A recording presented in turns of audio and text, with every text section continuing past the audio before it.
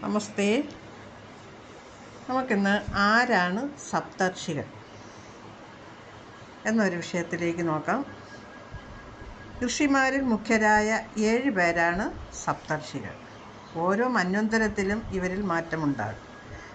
വേദാംഗ ജ്യോതിഷമനുസരിച്ച് അങ്കിരസ്, അത്രി, ക്രതു, പുലഹൻ, പുലസ്ത്യൻ, മരീചി, വസിഷ്ഠൻ എന്നിവരാണ് സപ്തർഷികൾ.